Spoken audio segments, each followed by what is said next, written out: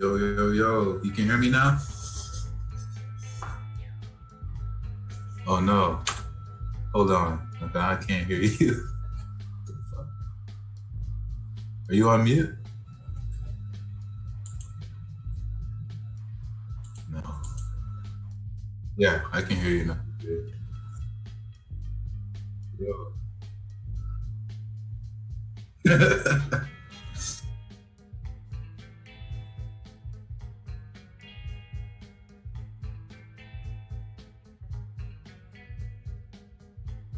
Yeah, hello?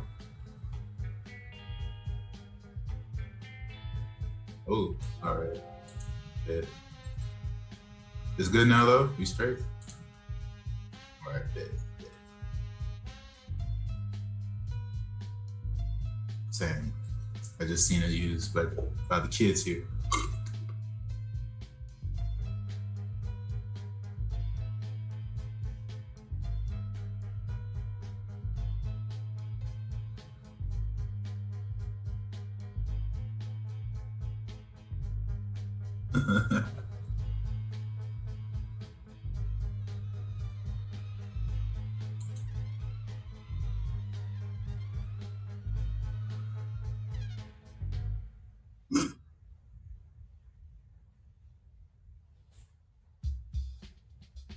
Bet. Let's check it out.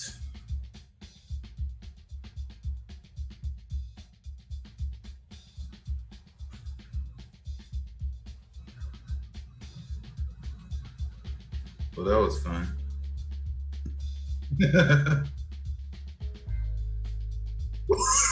Some technical issues happens.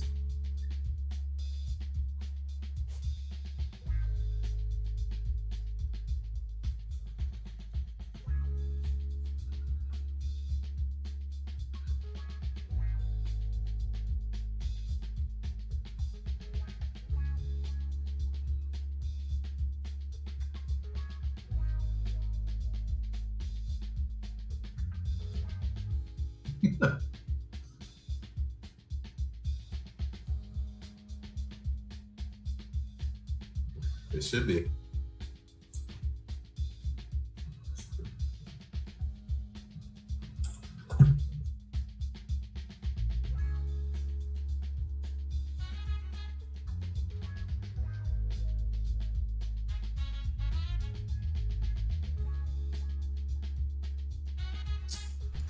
Can you hear me?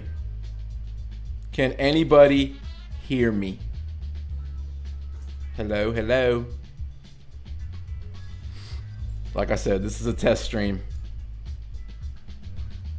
I just want to make sure. You know what? I should pull up my own shit so I see if I can hear myself.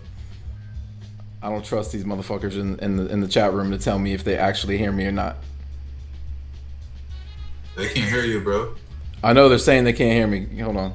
They should hear you now. I hear you on the YouTube. You hear me? Okay. Well, fuck them. Yes, they hear me. Finally. Oh, they hear me. Hello, everybody. Welcome to the Buccanidiots YouTube live stream. How you doing, you sexy motherfuckers? Joel, what's up? What up, Stank? In this thing? Hey, what's up, baby? Okay, man. Let's tear the Band-Aid off this motherfucker. For those who don't know, my boy Joel he's basically like the instigator on Twitter. He's always starting shit, always causing issues, causing problems. He got banned. He walked into the wrong house the other day. Police got called on him. He was trying to work out at the park. Police got called on him. What the fuck, man? Hey, man. It's been tough. I don't know why people started with me. Okay, it's always your fault, though. You're the one that starts just getting me in trouble with Jake Arians and all that shit, man. Hey, I didn't start none of that. Like I told you the other day, bro, that was one of the highlights of my Bucks Twitter experience. The fact that you and Jake Arians get into it on Twitter. You threaten the man's life. You're going to piece him up when you see him. So what happened after that? The Twitter folks reached out to you and fucking said, somebody reported you, right? Yeah, I just tried to get on. I was like, let me check Twitter. I was still getting notifications like of, people mentioning me and shit, but like I just saw it was blocked for the next 12 hours. And I'm like, bro, that's whack. Just because I'm getting to with Jake Arians, people want to report me. I'm just trying to have a good time on Twitter like everybody else. So Sammer's in the chat room, and he said that he thought this was chatterbait, and he's trying to tip us. So if you want Sammer to send you some money, do you have like the Cash App link you want to put in the chat room for Sammer to send some cash your way? Because I know I'm not showing my titties on stream. I'm not trying to get banned from YouTube the very first time ever. Somebody said chatterbait. We need to be on chatterbait. Yeah. Sammer. Oh, what are you trying to say? Like I bit this layout from you, Sammer? And I don't know why my little logo is showing up over my logo. That's something that I'm going to have to fucking correct. So what do you think? Can you see the live stream? You see the overlay and shit, Joel? Yeah, I see it. All right. Yeah. Tip menu. See, I don't know what any of these things are, Sammer. What's a tip menu? I never give Instagram females money over the internet like you. I don't have a bunch of sugar mamas out there just feeding off me like you do. What about you, Joel? Nah, I'm not on that level yet. Trying to be. You have a newborn, right? Yeah. Surprisingly, it's quiet now. It's rare, but shit, I'll take it when I get it. It's a beautiful thing, man. Mine's about to turn 15, and she hates me half the time. So enjoy it while you can, bro. But you know, 15-year-olds hate everything except for their phones and their friends and shit. Looking at the chat. Exactly. What the fuck is that? What's Super Chat, XLU Garf? What the fuck is that? Tip menu. This is things I'm not familiar with. Premium Snap. I do have an OnlyFans. I need to say I know what all this stuff is, unfortunately. Should I start a Buccanidiots OnlyFans account for somebody who wants to fucking pay for my daughter's tuition or something? Not, I mean, for my nudes, not my daughter's, bitch. I might have to kill somebody. Stank, we can't see your ass. I mean, God. You can see my ass whenever you want, Sammer. All you got to do is ask. Matter of fact, you constantly are seeing my ass, bitch. Oh wow. Did you see? Hey, obviously we haven't really talked Buccaneers shit yet, and we'll get to that. But did you happen to see the picture of the chicken wings that Sammer tweeted out today? I didn't. It's just questionable. That's all I'll say. Uh-oh. Yeah, you need to go maybe hop on there and Garv, since the chat room is absolutely full with two people, two viewers. The maiden voyage is going well. But what did I expect at after midnight on a fucking Saturday morning? I just wanted to make sure this shit worked. Hey, Sammer, is the music in the background distracting and too loud? Let me turn that shit down. This camera angle is not gonna get me any tips. Yeah, this is just a fucking tryout camera angle, bro. Calm the fuck down. All right. Joel, I'm hurting, bro. Like I saw the Jameis's video the other day of him getting his helmet in the mail and shit, and his baby seeing him in Saints helmet. That hurt my heart a little bit. How did it make you feel? Oh, bro, I was disgusted. Especially when he's saying who that. That who that was killing me. To me, that was probably the worst. Ew. Part. I was just like taking the knife and just turning in it, fucking ripping my heart out. That was rough. Yeah, it's been a tough transition. I thought the Jerry McCoy thing was tough. I mean, but I actually hated Jerry McCoy, so it's this is something that I just can't swallow. Yeah, it hits a lot different. We miss you, Jameis. Well, I do. But you got a lot of Jameis stands on your, I mean, they follow you. Lots of them. His whole family member, his cousin, his auntie, everybody. They all love you. Half of them have unfollowed me. Yeah, I don't take it to the level that some people do, but every now and then I gotta let people know, like, can't be disrespecting. Hey, I don't know if he'll watch this back. I don't think he's in the chat, but Underground King, he put out "Go Saints" today or some shit. Like, he's a Bucs fan. You know who I'm talking about? Underground King. You have to have a talk about that. Yeah, and that's my guy, bro. But I can't go there. I can't go there. Listen, I can even accept people rooting for Jameis. I obviously I don't agree because he's a Saint, so it's hard for me to fucking say go Jameis because I feel like I'm saying go Saints. And I know you disagree with me. You can root for a player and not root for the team. I mean, I am a hypocrite. I'm gonna come out and tell you right now.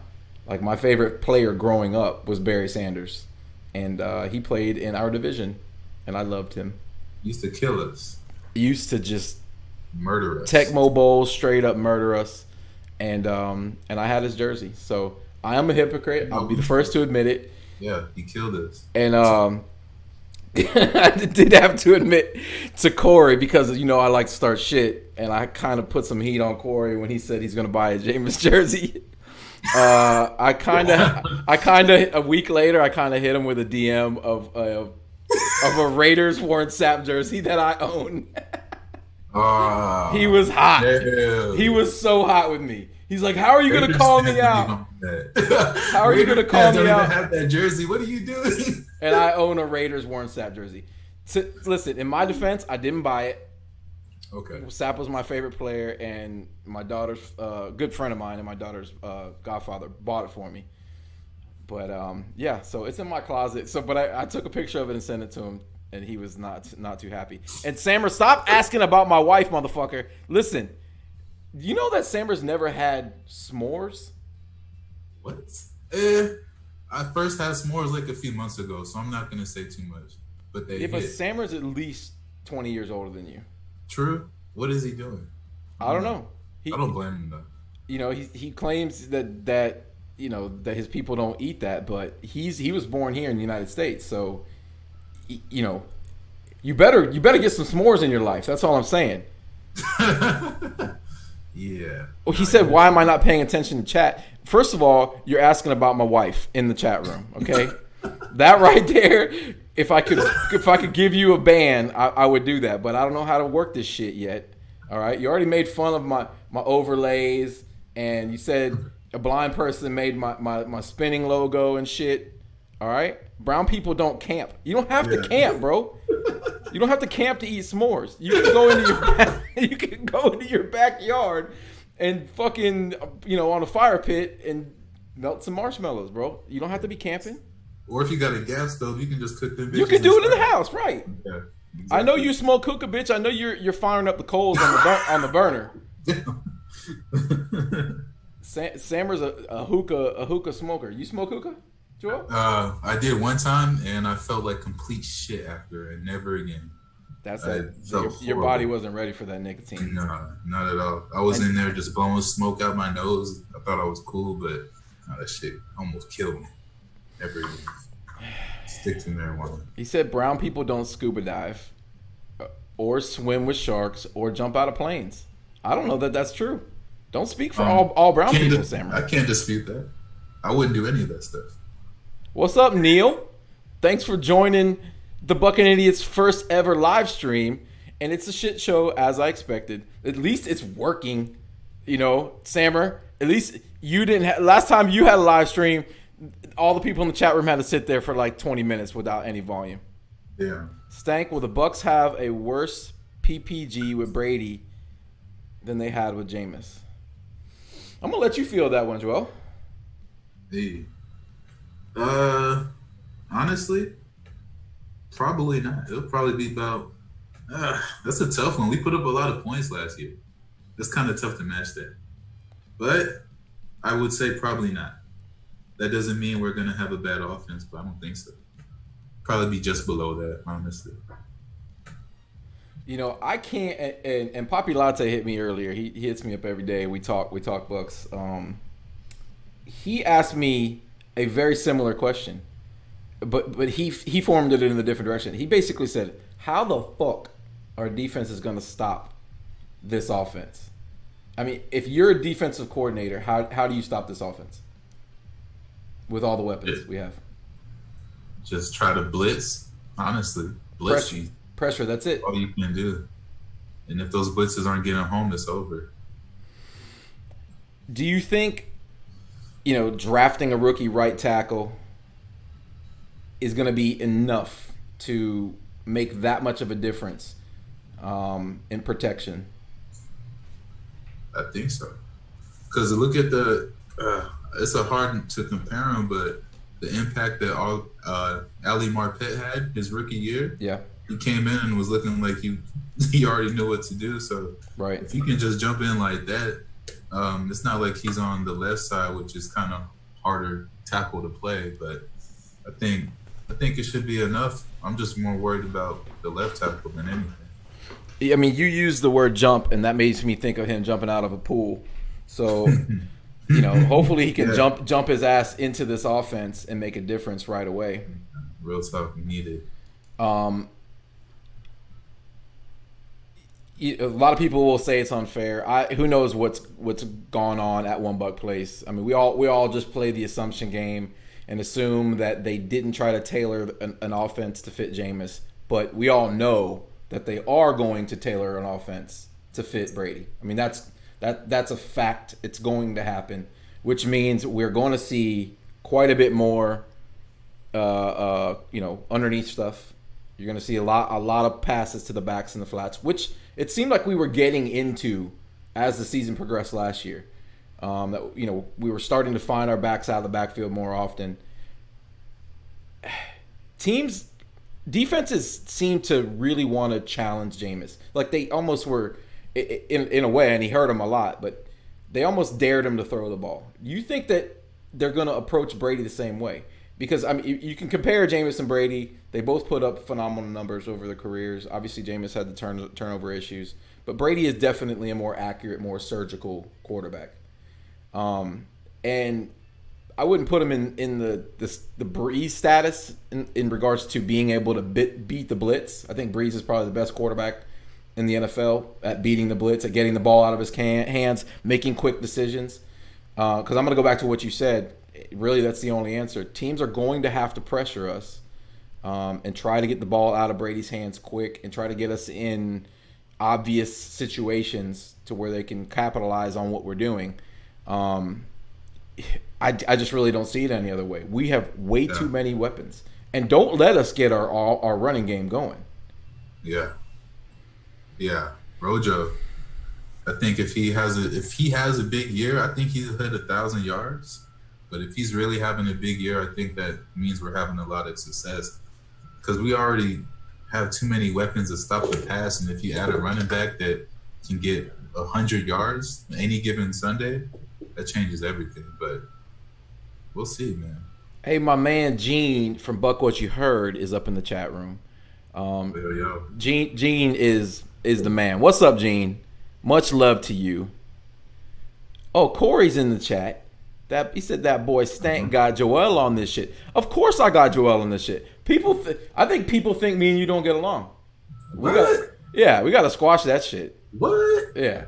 We fuck with each other constantly, but that's because we can. So fuck y'all. It's all in love. Exactly. 1,000 yards in this offense, I think we're going to be a heavy pass team. 60-40, 70-30 possibly. Yeah. With a lot of utilizing that the backside of the backfield and those short underneath passes to complement our run game. We don't know what we have in Keyshawn Vaughn.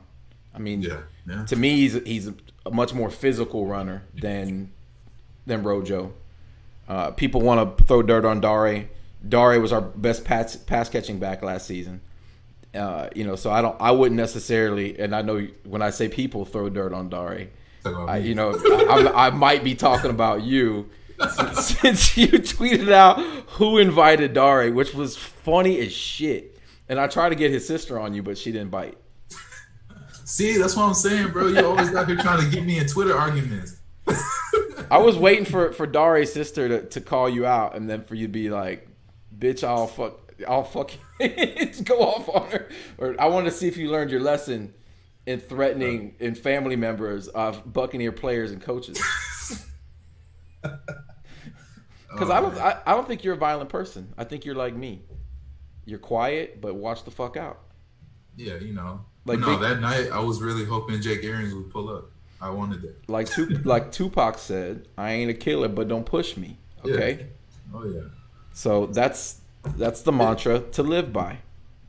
Oh yeah. Corey, what's going on, baby? I'm sorry. I'm not used to this chat and talk. It's usually me because I'm a selfish motherfucker.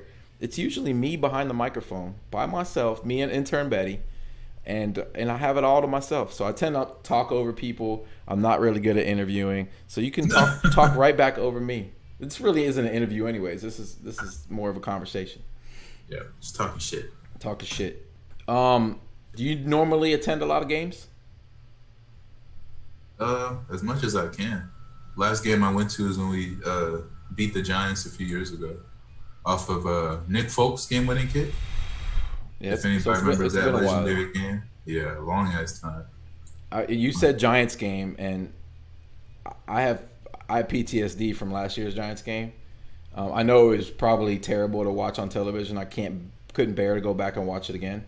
But when I tell you, it was one of the worst experiences of my life ever attending a Bucs game, and I've been through a lot of them. I was a little fat, chubby motherfucker at the old sombrero, surrounded by Packers fans when they won the NFC Central Championship in our stadium, and there was 40,000 Packers fans there. This was worse. That Giants game, I don't know. I don't think I've had a worse experience, man. It was fucking atrocious. It may be because I was a little tipsy the whole game, talking shit to Giants fans. They're the worst. Yeah, Giants are the worst. They're worse. And then when they started to come back, and the fucking Danny Dime shit started to happen, bro. Man, that was atrocious to be around. My season tickets are on the visitor side, and we have the worst fan base, or maybe outside of Jacksonville in the country, because all the season ticket holders sold their seats to Giants fans. So it was, I don't know, my section had 200 seats in it, and there may have been 10 Bucs fans, and then that went across the entire. Because I know good and well that they weren't going to show the lower bowl shots to show how many Giants fans were actually there. But first game I can remember in a long time where it was Bucs fans were easily outnumbered by the opposing team since the Green Bay days. Yeah, Giants fans do that though. Even the game I went to, I want to say 60-40 Bucs fans. It was like a neutral site game, to be honest. I don't really know how the players even like how do you deal with that? You just got opposing fans like in your own stadium more than your own fans.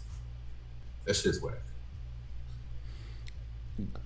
Garvey said that people are gonna push up on me because my hat bill is flipped up. Is that what you're talking about, Garvey? I don't even know what that means. My lid is flipped up. That's how I roll. All right, I'm like Lance Armstrong in the Tour de France. I want people to see my big ass nose. That game is interesting because a lot of terrible things happen. A lot of phenomenal things happen. The pass at the end of the game before our head coach decided to make a kick harder for our kicker to Mike Evans was unreal. That pass, that play was unreal. Oh my God, what a pass. God, what a fucking pass. I thought it was over. I'm like, we won. That's it. What a fucking drive, Jameis. Yeah, he was robbed of a special moment right there. I mean, obviously nobody was talking about that play outside of, us degenerate Bucs fans. No Sports Center highlights, none of that shit. That would have been the highlight that week. He spoiled Mike Evans getting 3 touchdowns in one half and lost that football. And that is fucking absurd. Coming out of the half, they decided we don't really need to cover Evan Ingram. He's not a threat at all. So we're just going to let him take a hot, steaming shit on our face over and over and over again. And they couldn't seem to figure out how to cover the tight end. Like, I can see you getting beat, by a speed threat. It just, all of a sudden, he started to dominate. It's like he, ingested the soul of Terrell Owens in the locker room and came out. It was disgusting. And then the fourth down play. I mean, there's so many failures on so many levels in that game.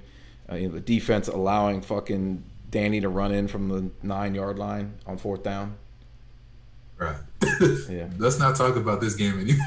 I know, but listen, it's therapy for me. This shit's always been therapy for me, so I have to get this kind of shit off my chest, and I share my pain with others, man. It's safe. What was your favorite game last year, man? Favorite game? Yeah. Let's see. A game that nobody really talks about that much. I would say the Colts game. Colts game was pretty fun. That was a pretty fun game. It was back and forth. Typical Jameis game sometimes.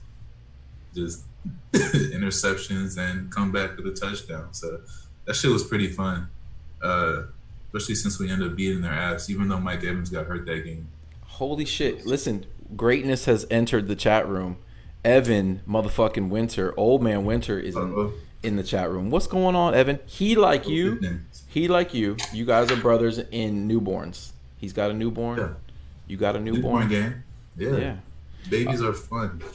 That game, that Colts game, I felt like the defense found itself. Oh, maybe not that game, but they were starting to find themselves towards the end of the season.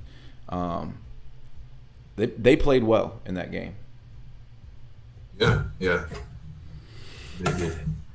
Rams game sticks out for me. The Seattle game had the potential to be one of our all-time games. You know, had the defense been able to make any kind of stop, or we win the fucking coin toss in overtime. That was another one. So many, like I said, this team, our former quarterback, we were robbed of so many special moments last year. And so I can understand why, you know, when Arian says, you know, we were a playoff caliber team last year. I don't think that's an exaggeration. No. Well, no. They definitely had chances, but when you start your season 3-7, I mean, that's kind of too late for the defense to start picking it up now at that point. But they had their chances. But when it's just every year with this team, we look back at 4 losses that, if we should have won that game, if one more play goes our way, it's always the case with this team. You know, what happened at the end of the season happened, and since then, we don't need to retell the story. It's been told too often. What the fuck was that defense in the first half of the season? Like, what? I get it. You had a young secondary. You had Arians come out in training camp and basically say the secondary was fixed. But I mean, it was on some Mike Smith level shit for quite a while before they found their feet. Sean Murphy-Bunting, who's getting a lot of praise right now. He's my guy. Yeah, he's getting a lot of praise right now. Couldn't have looked worse in the first half of the season. Yeah, he was lost. Which is crazy because, and it was a confidence issue. He was lost. His head was spinning. I went to a couple training camp practices. Him and Devin White were standouts. It's nuts to think that you'd have 2 rookies out there standing out. But it's like once they downloaded what our offense was doing at practice, they were just unstoppable all over the field. And so, it's I think it took him, obviously Devin White was nursing an injury. It took him a little while to get back to full speed. I expect big things from him, and I really hope what we saw at the end of the season from Sean Murphy-Bunting wasn't just that we were playing, second-tier offenses and second-tier quarterbacks. Yeah, we were, though. Yeah. We were playing some bum quarterbacks, but I think he's the truth. Especially the second year. Going to have his feet under him. Game is going to slow down even more. I think he's the best corner we have. Really? I think so. I think Carlton Davis is good. Yeah. He just holds too much. Sean Murphy-Bunting never gets called for holdings. Like, they don't even want to – they throw his way a lot less because they're throwing to Carlton Davis. He has more pass breakups, but he's also getting targeted way more. So, I don't know. That's the main thing for me. He's just too grabby, and they call that shit all the time. Maybe since we have Brady, they'll call that shit less, but that to me, that's the difference maker right there. Yeah, and once you get that, that rep with refs and shit like that, it's hard to shake that. And he's gonna Yeah. he started to get called for a lot of PIs and shit like that. We definitely don't want to see that. But he's coming into his third season now. Carlton Davis. Yeah, third or fourth. Is it third? Third, yeah, third. In second year in this system, it's a lot easier to learn a new defense than it is as an offensive player to learn an offensive playbook, because defense is defense and there's a lot of read and react. But Bowles' defense isn't a normal defense. I mean, his shit is nutty. There's a lot of intricacies that go unnoticed. I think he would have liked to do a lot more last year, but ended up having to come back to that more vanilla style, towards the middle of the season until guys, figured it out. Going back to Sean Murphy Bunting, what's his position on this team? Is he our nickel? I think I would assume. I'm trying to think who else would even play nickel. Our second round draft pick, Antoine Winfield Jr. I mean, what's his position? He's a safety, but he can play nickel. Okay. Let's play, a hypothetical here. Let's say Justin Evans comes back. And you got Whitehead, you got Edwards, and then now you have, Winfield. What are you going to do with 4 quality level safeties and Adams, who ended up playing most of the season at the end of the year, which obviously they're trying to replace the kid. What do you think we do with all those safeties? Well, unfortunately, I think Justin Evans' career with us is over. As much as I hate to say it, because I thought he was going to be amazing. I think he picked off Brady in that Thursday night game we had. I really had hopes for him, but I don't think he's coming back at all, unfortunately. So that really just leaves us with Winfield. And I like, what is his name? Mike Edwards. He's underrated, but I think he makes plays. Like, he's in the right spot sometimes. Yeah. He just doesn't get the ball. Like, he knows where to be.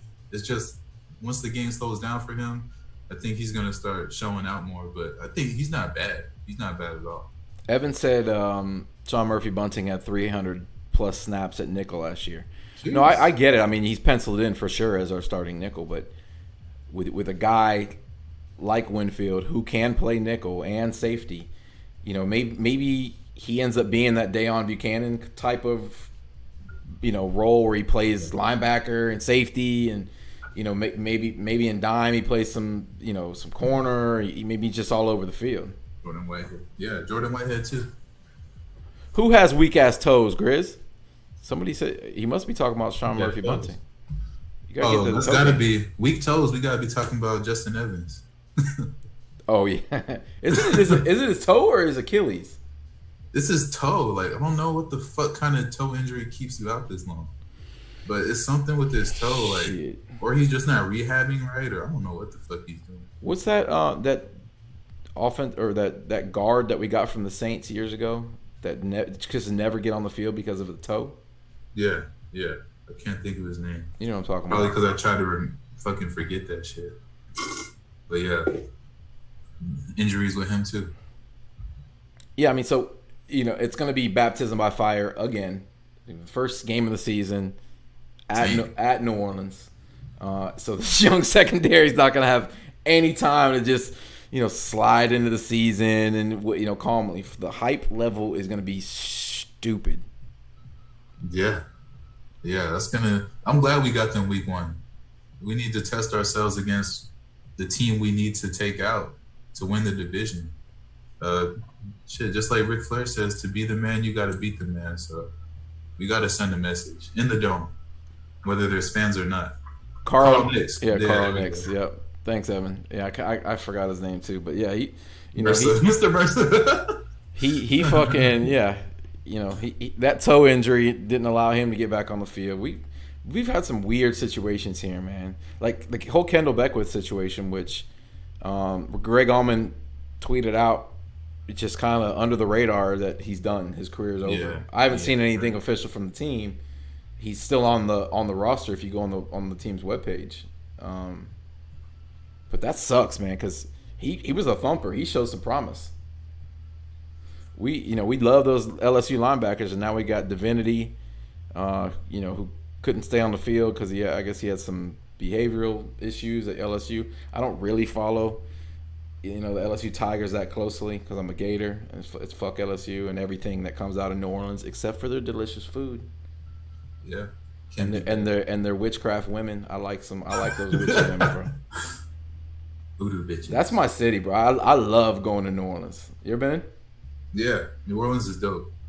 Fucking love that place, man. I could absolutely live there. I would be repping pewter and red every single day of my life and probably get murdered somewhere in the French Quarter.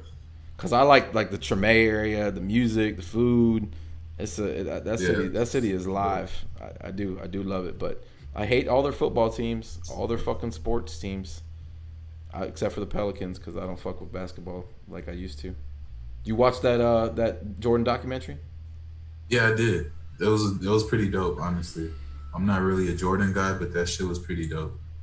But they're saying it's not Super Bowl or bust this year in the chat. Who's saying that? I disagree with that. It's definitely Super Bowl or bust. Who said that? It's not Super Bowl or bust. Hold on, I gotta find. He has to do it. Listen, on this podcast, we call motherfuckers out. Who said it's not Super Bowl or bust? Speak up. Show yourself. Show yourself, because it is Super Bowl or bust. You just gave up on developing a potential franchise quarterback for the chance to go to the Super Bowl. That's the only reason you did it. That's the only reason you would do it. So if you don't win a Super Bowl, and you gave away potentially a franchise quarterback, maybe he ends up not being, and who the fuck knows. I mean, we are starting over in 2 years no matter what, right? Unless Brady, goes to Mexico, gets another couple shots in his ass, comes back and decides he can play, an additional 2-3 years. I was listening to fucking Joe Rogan's podcast the other day, and Tony Hawk is 52 and still competing in skateboarding. So maybe modern medicine will keep this motherfucker on the field longer than 2 more years. But chances are it won't, and we will be drafting and searching for a franchise quarterback again. Yeah. This man is going to be 43 by the time the season starts. 43. I don't like the way you're saying that. I don't like the way you said 40. I don't like the way you said 43. Like, bitch, you basically are a dead man. I just turned 44 in March. But you're a beautiful 44. But if you're talking about football, NFL wise, he might as well be 99. Like, that shit. This man is. It's a lot different. Not everybody can be Stank. Gris says tank for Trevor. Then Lawrence. Trevor Lawrence. we all know that somehow New England's going to end up with the first pick next year and take Trevor Lawrence. I'm still not buying the whole they're not interested in Cam Newton thing. Doesn't it feel very Patriots like that they're just going to slide Cam onto the team before the season starts and he's just going to end up being similar to the old Cam? They're going to end up winning the division again. Like, doesn't that feel like a Patriots move? Yeah, I just can't see them riding with Jason Stidham. That if he's doing that, then they're definitely trying to get Lawrence. But you know what? You call him Jason Stidham, which is like Jason Statham, but I think his name is Jarrett Stidham. But from now on, that's gonna be. I'm gonna call him Jason Statham. Jason Statham. You got to earn the right to call us by your real name. Yeah, exactly. Earn it. Yeah. Where do you think Cam ends up? Honestly. Shit, I mean, I want to see him go to Jacksonville. Definitely start. He could definitely start this year. But that's just a shitty franchise in general. So I don't even blame him for trying not to go there. But most likely, I think the Patriots, like we said. Honestly. How do you go so wrong? And you have all that talent. You got You're basically a couple plays away from the Super Bowl, and then you just get rid of all of the talent on your team. Amazing. Your star linebacker just decides to give up and retire. And say, I think I'm good. I want to take a couple years off football. Like, that's an option. Man, they are snake bit in Jacksonville. But fuck Jacksonville, though. Yeah, it's got to be tough. Fuck them, though.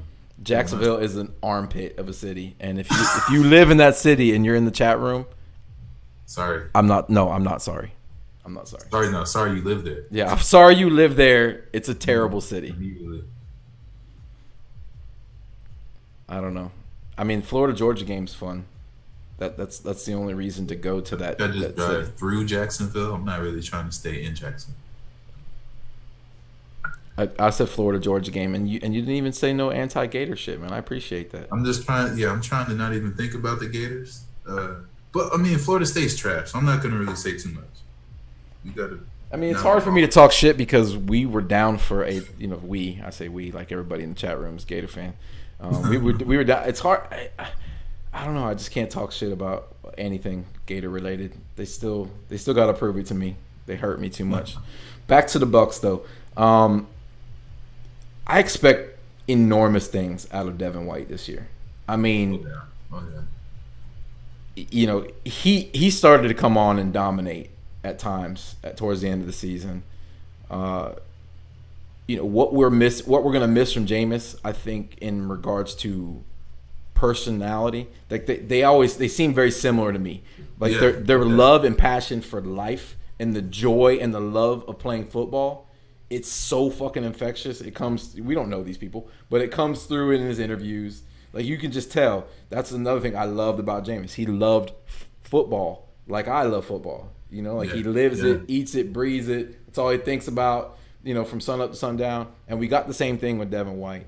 That enthusiasm should go a long way towards, energizing that defense. I don't know that it's necessarily that he's the leader. I'd say JPP or Levante is probably the leader. I think JPP is like the vocal dad leader. He's the Warren Sapp of that locker room.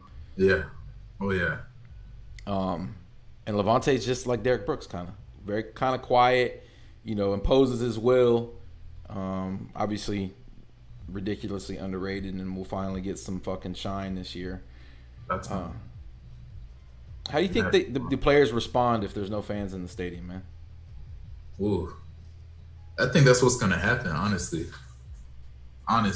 or like reduce fans, but it's gonna be tough. But fuck it, they just got to get used to it. I think it'll impact teams like the Saints more. They rely on that shit, crowd noise and all that. But to me, it shouldn't even. Really I didn't matter. even think about that. How awful would an empty dome be to play in? Horrible. Like you can't even hear birds chirping and shit. Like it's.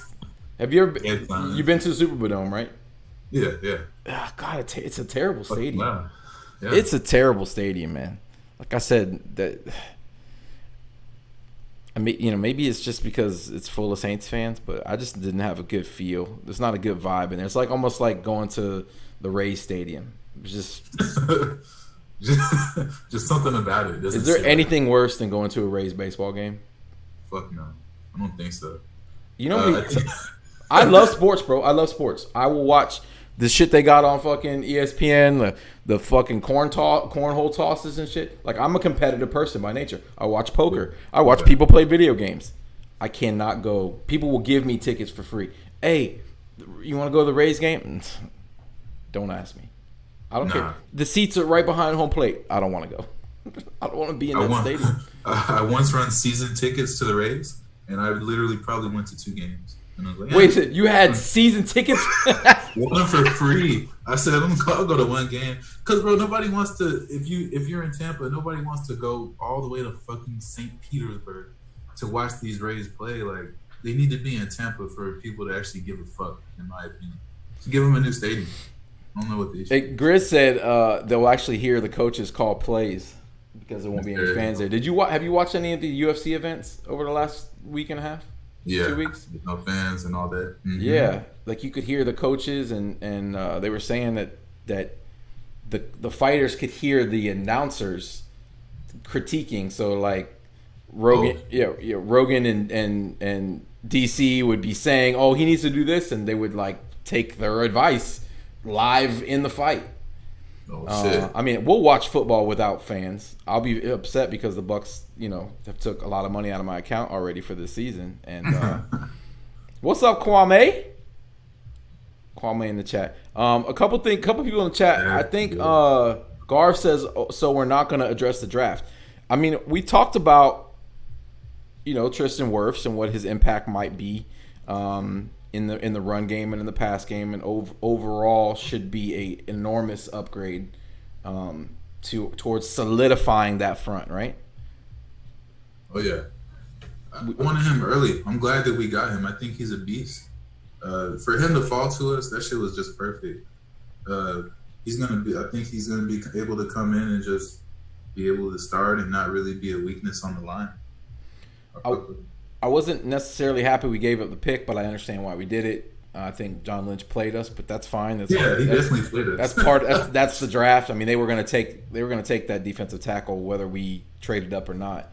But I guess we won't be thinking about that if Wirfs goes out there and as a 10-year starter and solidifies the biggest hole on this team. It's been one of the biggest holes on this team for years.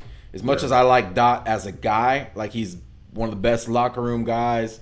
Guy never does player speak. He will call out guys, and Dot was a good guy, man. He had a great career here, and he will go down as one of the best Bucs ever. He's been a liability in the run game, especially for a long fucking time.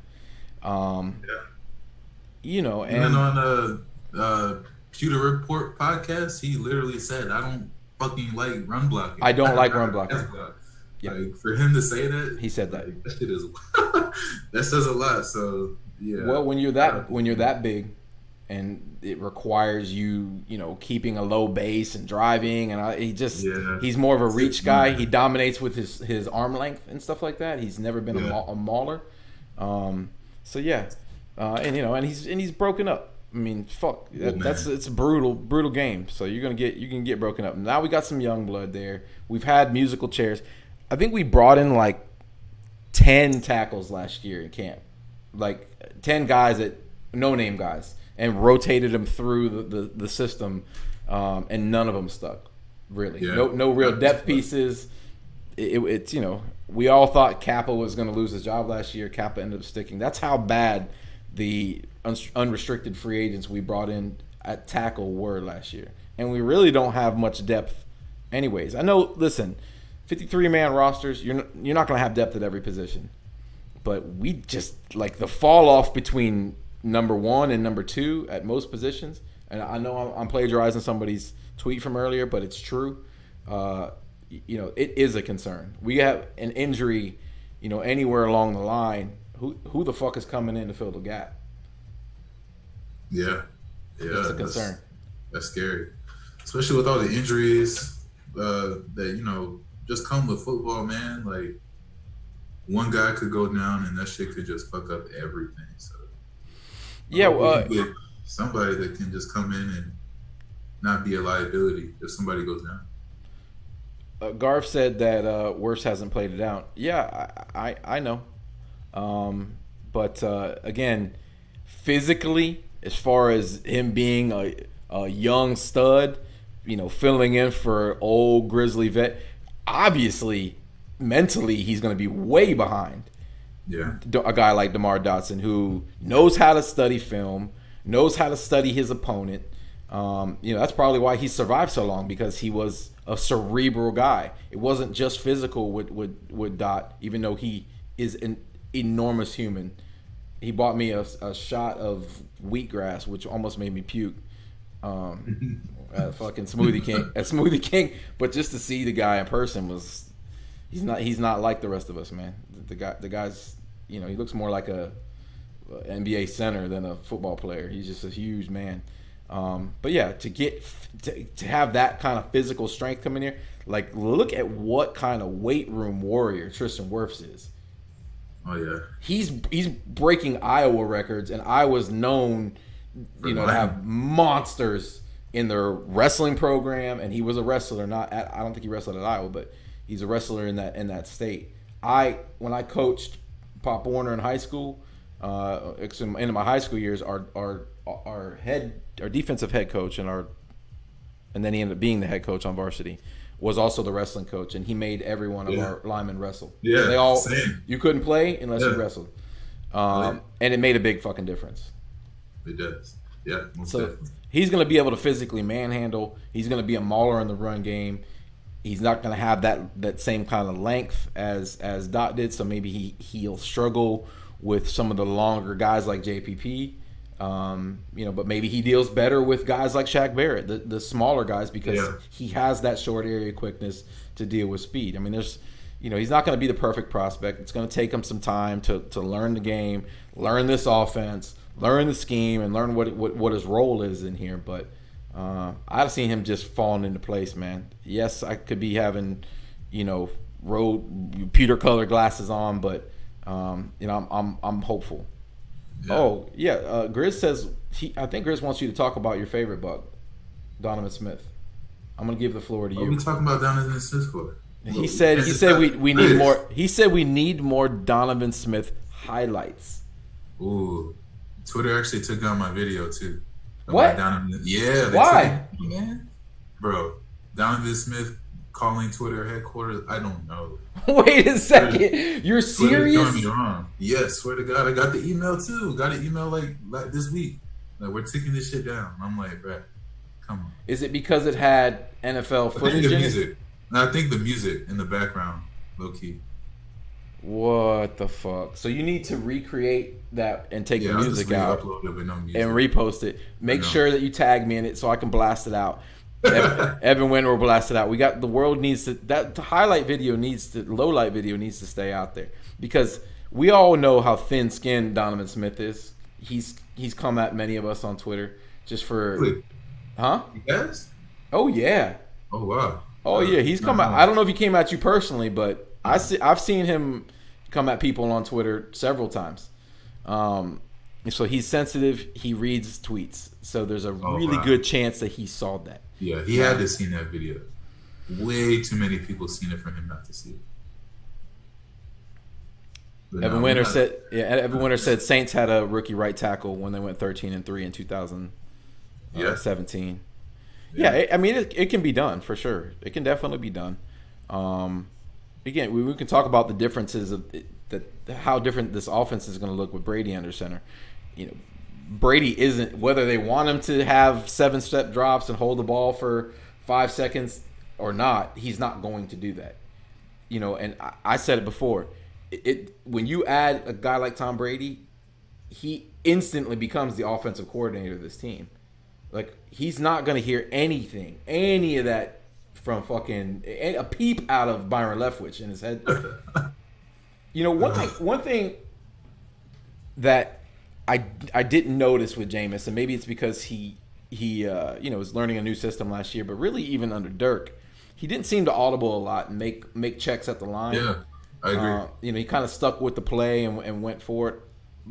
Brady's not that guy. Brady will check in and out of plays on a consistent basis. He's going to have probably 2 or 3 plays in the back of his mind and try to get us in the best play possible. And we already know he's absolutely okay with accepting a 3-yard gain or a short pass. He's not going to force it into tight pockets. So it's going to be a different look. And in doing so and getting the ball out of his hands, I don't know if it's going to be quicker or whether the release will be quicker, the decision making will be quicker. I don't know, because I guess statistically,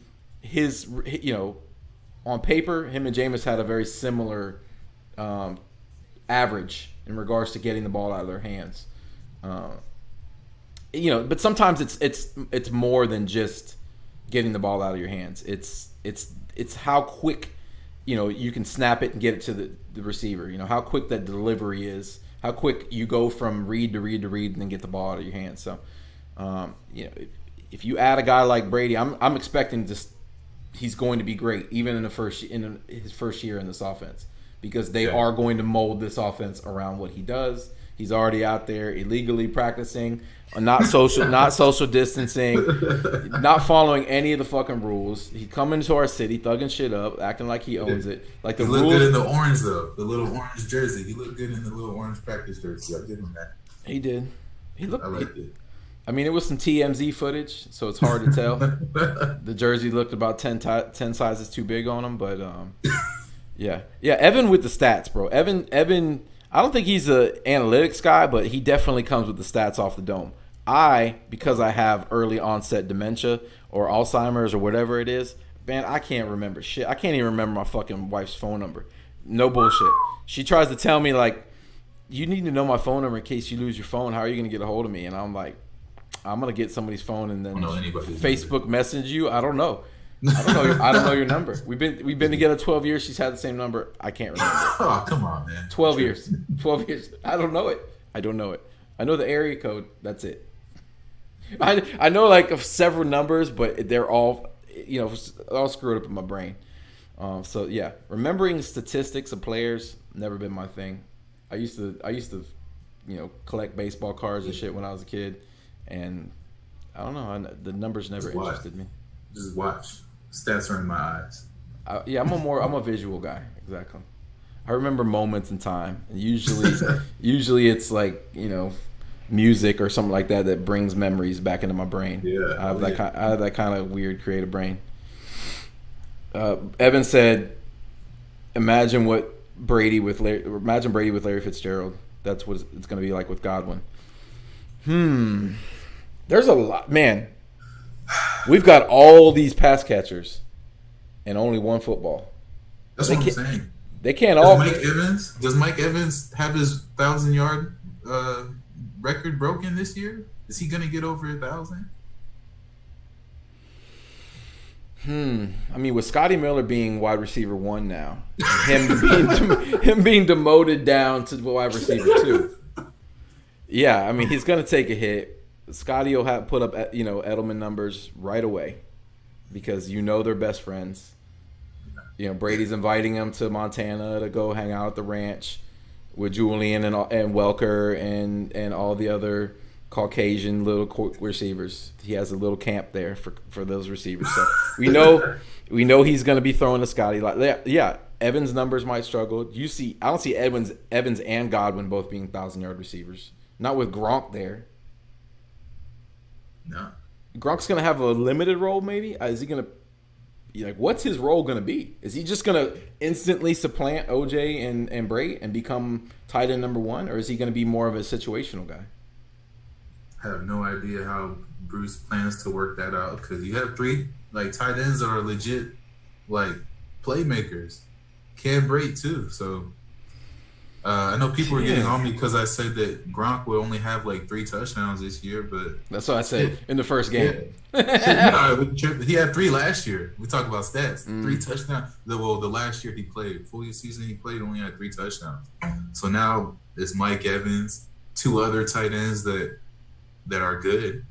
Scotty Miller, Godwin, Rojo's supposed to be catching passes out the backfield now. So I don't know. I think 3 might be fair for him. I know you don't want to hear it, but no, I don't care. Listen, I'm gonna tell you right now. I am not a Gronkowski fan. I'm not a Brady fan. I've been a hater for all these years. I will accept them and cheer for them on my football team because they play for this team now. But I don't know that they just, or at least Gronk anyway, steps right in and becomes the number 1 option for Brady. But maybe he does. I mean, obviously they have chemistry, and that's the only receiver Brady does have chemistry with right now. And OJ, I'm not buying any of the smoke, any of the hype at all. It's fucking prove it to me. You know what I mean? I want to see him come out with some passion, some fire, attack the ball. When you have the ball in your hands, attack the defender. Can we ever see that happen with this guy? I think something about him. He just looks soft. He has the ball in his hands. He just looks soft. Clunky, soft. It just doesn't look natural when he plays. And I think there's a legit, when he does the little, I don't want to call it a wheel route, but it's almost like a wheel route. And he always gets long passes off of that. That's literally the only route that he can perfect and he gets big plays on. But I don't know. He just last year I don't know. I was a big OJ fan until last year. He just shit the bed completely for me. Maybe it was a down year, because I really didn't have beef with OJ. But I did call out OJ being the one to take Gerald McCoy's role as the one the guy that everybody would hate. I called that. Damn. I was like, who's gonna take that place? And for some reason, I just felt like it was gonna be OJ. I mean, physically he's a freak. Yeah. But I don't know that he has that Kels type. Kels plays like a receiver. Like he moves like a receiver. Yeah. You know? Yeah. To me, OJ looks like Shaq shooting free throws when the ball's in his hand. Like you said, a little clunky.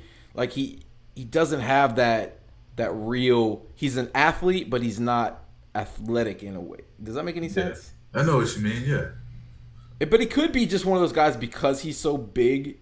It just doesn't look like he's being physical or dominant.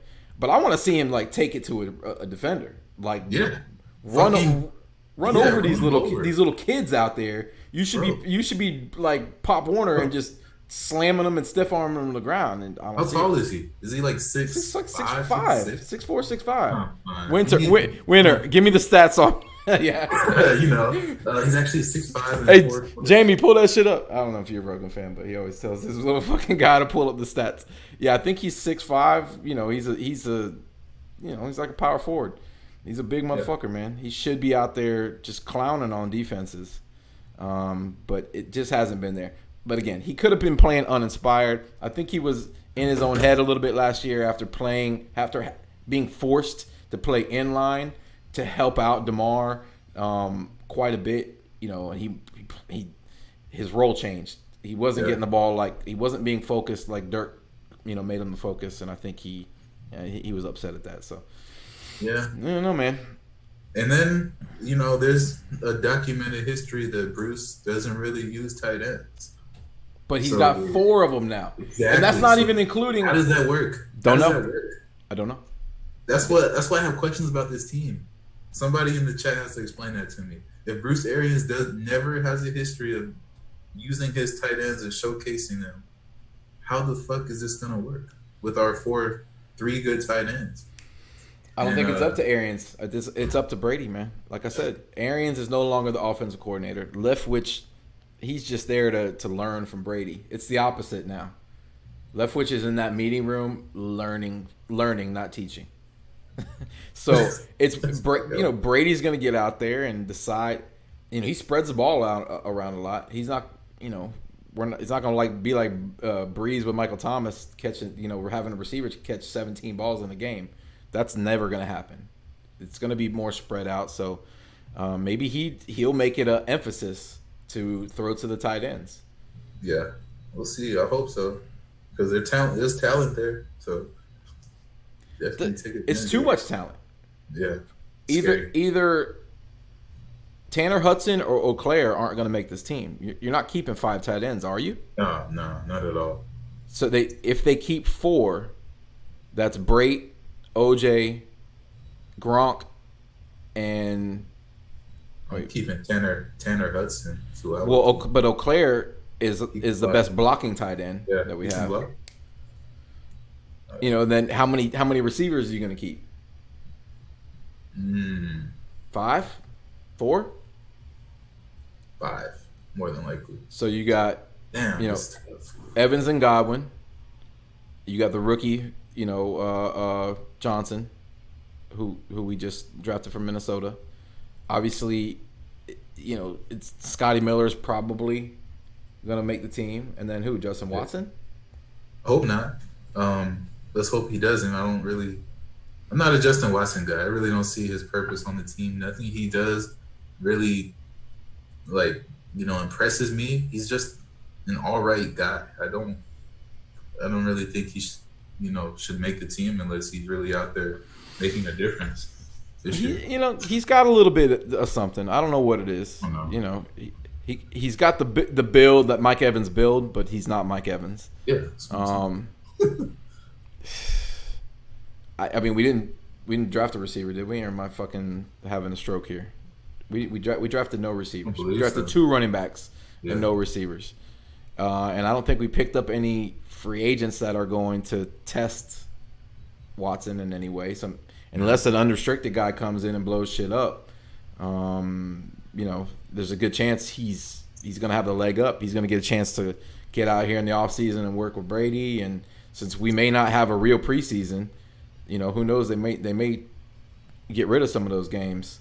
True. Yeah, real talk. Bring back Bobo Wilson. Did you say that, or did someone in the chat have the fucking nerve to say, "Bring back Bobo"? Yeah. But think about we had some trash cans playing, with Jameis at the end of the season. Ishmael Hyman. Oh my god. Somebody called out Ishmael Hyman, and he got upset on Twitter. He must have his name like highlighted when somebody mentions it. It came up in his mentions. They didn't add him, but he took offense to it. Yeah, he still saw it. He was a little bit typing his name in Twitter. He was a little bit salty. But what we're not taking into account is what the second and third wave of free agency is going to look like when teams actually start reporting, and teams start cutting down to the to the 50. I think it's a 54-man roster now, right? Isn't there one? Didn't they add another spot? Anybody know that? I did not know that. We did draft a receiver though. Oh yeah, Tyler Johnson. I mentioned him. Yeah, I'm an idiot. Thank you, TB. It's late. Teams for bro. It's late. It's fucking 120, whatever. Yeah, it's still May though. We can't. This guy just new to the team, man. Yeah, exactly. Yeah, I did have a stroke. Thank you, Evan. Okay, I haven't taken my fucking medication today. All right, I told you I'm a forgetful old man. I'm fucking 44. All right, look at me in my eyes. You can't have Tom Brady's name. I'm an old ass man. Okay. Pro Football Focus had Tyler Johnson ranked as their number one receiver overall. Yeah, that's kind of crazy. I don't know if I buy that with Jerry Jeudy and CeeDee Lamb. CeeDee Lamb and CeeDee Lamb might end up being the best receiver out of this class. He's amazing. He just looks like a freak. Amazing. And then in that offense, he's going to see the ball quite a bit. Goodness. Yeah, that dude's Dallas is scary, isn't it? Aren't they? Yeah. So I don't know. I'm not a Dak guy. I don't really believe in him, but they got some weapons, man. So, he's serviceable though. I mean, I wouldn't say Dak. I don't think Dak is a top 10 quarterback, but he's just benefited from being in that offense behind fucking that incredible offensive line with a running back like Zeke. Like, yeah, you better put up some numbers in an offense like that. But put Russell Wilson on that team and they win Super Bowls. When you got really top level quarterback play, their defense has been kind of trash though, so maybe not. But they got Gerald McCoy now. So Ashley is in the building. What's up, Ashley? No way. Yes, Ashley is in the fucking building, and Queen of she's got a lot to say. Oh God. Is that even a debate? Is it Tay and Ashley basically? I mean, I'm not trying to get into start a Twitter beef, but they are the queens of Bucks Twitter. Pretty much, yeah.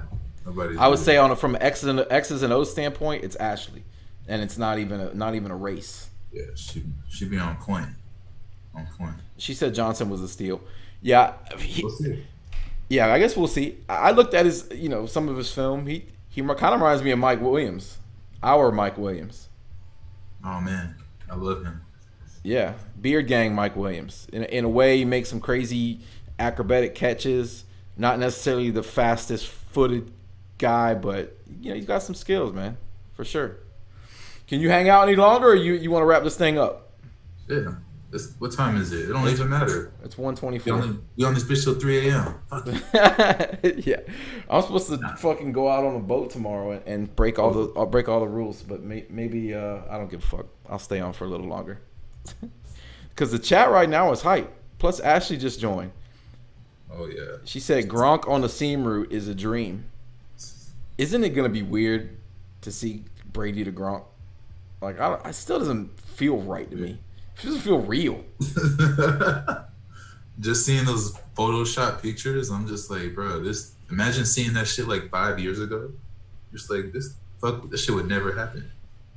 I don't know if it's because of the corona, but the fact that this all happened and then the pandemic at the same time, and then we get Brady and Gronk, and the world already feels surreal. And then for that to happen, it just, none of it feels real to me. And it's going to be even weirder if I don't get to actually go see them in person. If I have to sit back and take Are they gonna refund me my season ticket money? Hey, you need to at the Bucks on Twitter. Like, there is zero chance that they would ever respond to that tweet. As a matter of fact, I might get an email like you've been getting. Evidently, Twitter's got you on a watch list, bro. Yeah, I'm in Twitter. Fucking yeah, they got me out here. I can't fuck up at all. I'm one more mistake from being banned forever. Gronk and OJ. I mean, are we just gonna act like, Cameron Brate isn't the best receiving tight end on this team? I mean, Gronk is a great receiver, but I think Brate's gonna be a weapon down there. Yeah, he's been a red zone threat. I think that you might see that be the tandem. Everybody's expecting that it's gonna be Brady to Gronk, Brady to OJ. Watch it be Brady to Brate. Doesn't that sound right to you? That does sound right. Brady to Brate. Especially like hearing Troy Aikman call that shit. Brady to Brate. Touchdown. Since we're going to have all these primetime games. Michelle said we're living in the upside down right now. Pretty much. Yeah, I think you're right, Michelle. You would know because, see, people don't know. Michelle, she's an energy healer. So she can reach out to the other dimensions of the universe and touch them. So if she says we're in the upside down, I actually believe that. You should hit her up. She'll heal you. Yeah. My parents were hippies, bro, and obviously you rocking the hippie headband. So I'm gonna say you're obviously a hippie as well. Yeah, black hippie. It's fine. Trying to get the little dreads, Yeah, I see that. What's the longest you've ever grown your hair? This low key. So you've never grown your a little shorter than this. Yeah, it'd be too hot to be out here with all this damn hair. I wish I could grow hair. You probably can.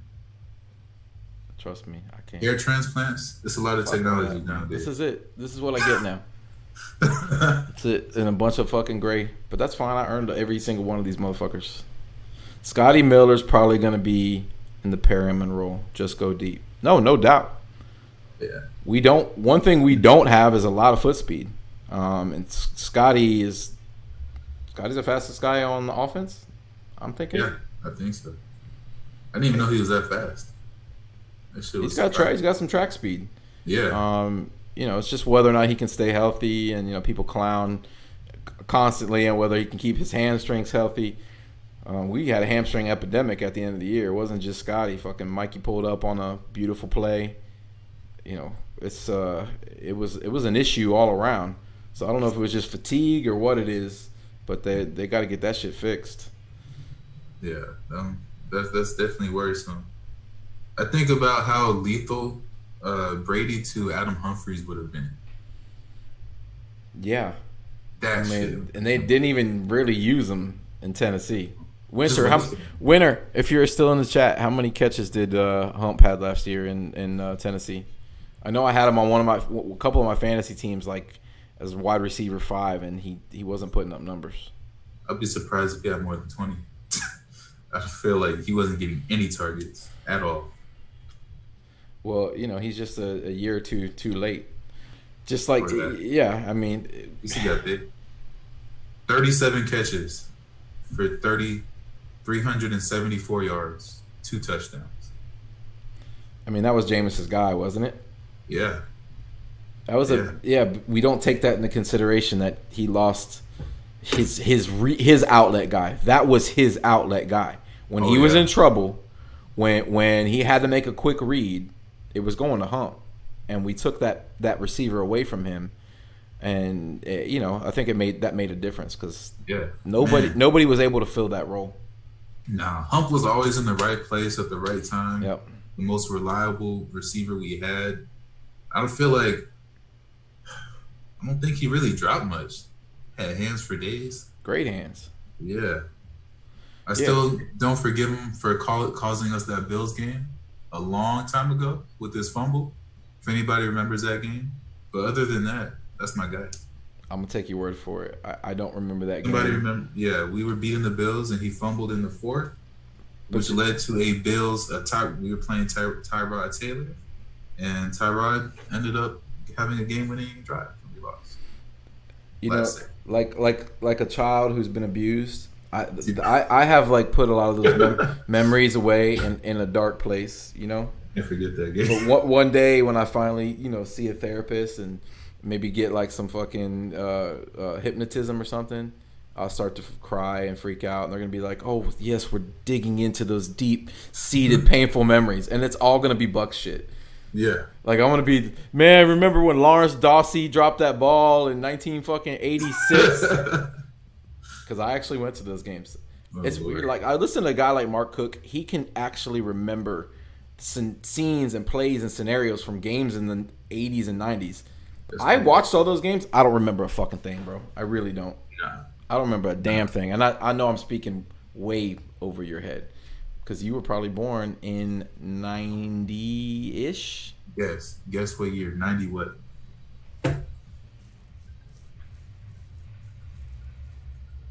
Four.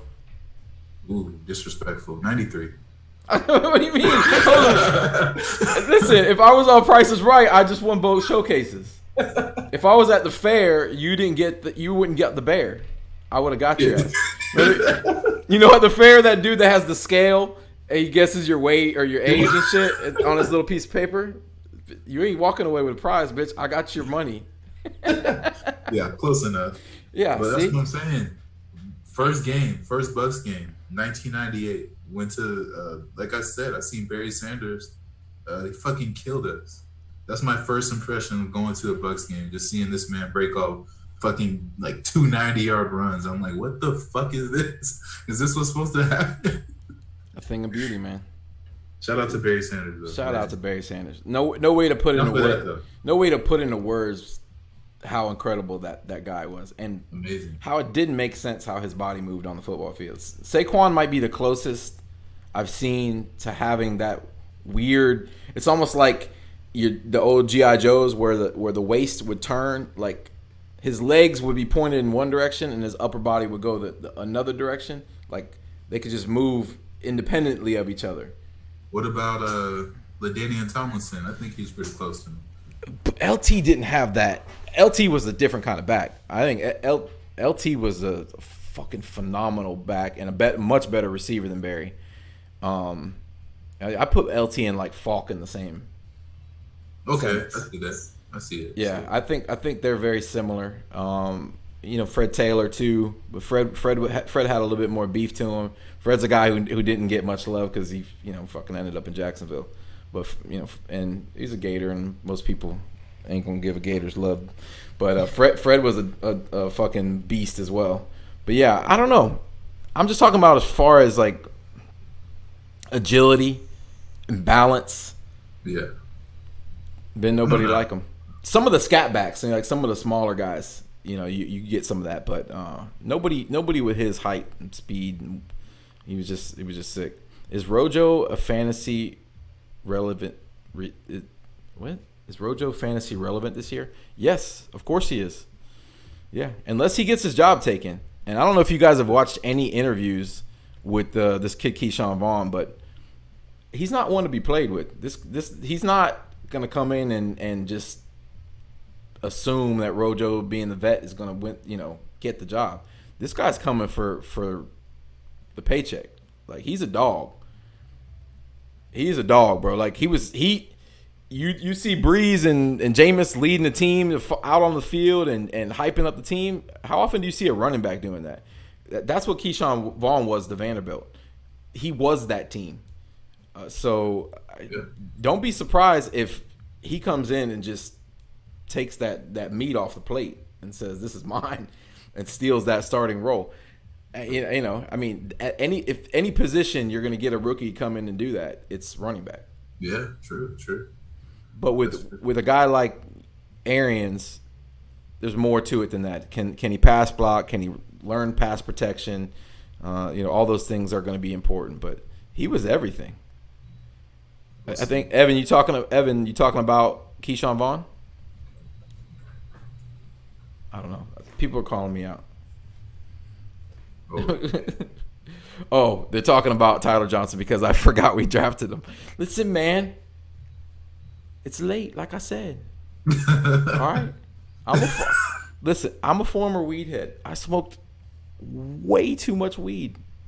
Yeah. I have completely burned out all my fucking, long-term, short-term memory, whatever.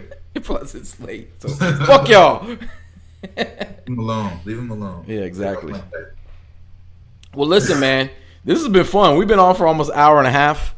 Don't even feel like it. This is the very first ever Buccanidiots live stream. It's my first time doing a YouTube show other than doing it in post and updating it. And I want to do a lot more of this because this is the kind of shit I love to do. And we can have on additional people because I'm just learning the game, man, for sure. Stank's mind is on macaroni tacos. Listen, did you see that they were posting like pictures of spaghetti tacos and macaroni tacos? Yeah, that's disrespectful. And they tagged me in it. Like I would approve of that. I don't approve of that. I'd be offended. Yeah, I am. I know I'm white, bro, but I don't eat trailer trash food like that. Actually, I'm fancy. We were having this conversation the other day, and somebody brought up Hershey's chocolate. Oh, it was Mr. Bucks Nation on the Loose Cannons podcast. He said his favorite chocolate bar was Hershey's chocolate bar, and I'm like, that is the worst chocolate. Like I like fancy chocolate, like Godiva or Ghirardelli. Yeah, I know I'm fancy. Got bougie taste buds. I got bougie taste buds, bro. I like the finer things in life, man. I am actually not bougie in most things, but when it comes to food, I'm picky as fuck. I pay for food. Oh wow, I respect it. But I'm a fat guy, bro. That's what we do. We appreciate. Oh, yeah. Over the years, I've grown accustomed to find the finer things in life when it comes to food. Evan Winter said 420 forever. Exactly. Yeah. All right, man. Much love as usual. Hey, real quick, how can people find you? Oh wait, they can just look on the screen. @Breeze Overrated. If you're not following my boy Joel, what the fuck are you doing with your life? Get your fucking life together right now. And no, Hershey's cookies and cream is gross. White chocolate. Oh come on, man. White chocolate is trash. Tastes like medicine. Tastes like medicine. Medicine. Except for when the ladies call me white chocolate, then I'm okay with that. All right, they do call me white chocolate, just so y'all know. Anyways, but actually eating white chocolate, especially if it's Hershey's, it tastes like medicine. So I like super dark chocolate. The darker the chocolate, the better. Bitter chocolate, even. Yeah, I know. Make that face. That's gross. If it doesn't tell you how much cocoa or cacao is in there, it's not for me. I gotta know how much chocolate I'm actually getting. You gotta be fucking kidding. Just to get a Snickers and call it a day. Oh yeah, I mean, favorite candy bars. Snickers is the staple, right? Like when you think of candy bar, the first pick of the draft is Snickers. It just has to be. Yeah. After that, Hershey's is that's a solid pick. Not even getting away with a good undraftable. Wow. Hershey's has character issues, bro. The undraftable for me. Yeah, Hershey's hit his girl in college, bro. I can't draft him. Hershey's is like Tyreek Hill. Hershey's is Tyreek Hill. He might have some skills, but he can't play for me. He can't play for me. Like there's so many other. I'll eat shit with coconut in it, and I'm not even down with that before I put Hershey's in my mouth, except for on s'mores. He says try Reese's instead of Hershey's for s'mores. That's a game changer. Whoa, what? That's a game changer. Chris Worthen, try Reese's instead of Hershey's. Hold up. Oh my god. Sounds like diabetes though, but I'm gonna try it. If whatever. Okay, we're all gonna die from something. Diabetes is good. I'd rather die from diabetes than the Rona. Or maybe not. But okay. At least I die with a smile on my face. They might have to cut my legs off and shit. Whatever. You said cacao. Cacao. I don't want to say nothing. I'm just gonna let him slide with that. Yeah, man, cacao. Listen, but go back to what he said. Reese's instead of Hershey's on a s'more. That's gonna happen here in the next 48 hours for me. I don't even know why I really want to try that. I don't know. That peanut butter might be kind of. I don't know. I'm gonna try it though. Do you rock with peanut butter? Are you a peanut butter person? I just don't know how it would taste with like marshmallows and graham crackers and Peanut butter and shit like marshmallows. That sounds like it sounds like a fit. It sounds like a fit. Peanut butter and graham crackers, definitely a fit. Maybe I'll just get high as fuck and try it. Yeah, Probably tastes good that way. you'll be like the rat in Ratatouille. The little sparks will come up in your brain. You know what I'm talking about? When he eats something good and he's like, he can smell the taste. That's how you're gonna be. That's how you're gonna be. Yes, I made a Ratatouille reference. Fuck y'all. I like cartoons. One of those kind of days. Ratatouille is a great movie, an underrated Disney movie. All right, you know what? We're gonna leave on that note. What's your favorite Disney movie? Gotta be Lion King. If it's not Lion King, you're fucking up. It's the GOAT Disney movie. I can't say you're wrong. I can't say you're wrong. But you're gonna throw a butt in there? No buts. I can't say you're wrong. You could have said Aladdin. I would have said you're not wrong. You could say Lion King. I'll say you're not wrong. I like Emperor's New Groove. That's probably my favorite. Okay. But you know, there's so many classics. Yeah. I could one day it could be one day it could be another. So who knows, man? I don't know why we just ended on a Disney question. That's how tired I am right now. But anyways, I'm out this bitch. I love y'all. Joel, much love, man. Much love, chat, and everybody who was out there. Evan Winter, I know you're smoking that good shit. Uh-oh. All right? Yes, Staying up with your baby. It's all good, man. It's all blessings. Blessings and love to everybody. Thank you for coming to the first ever Buccanidiots YouTube show. We out this bitch.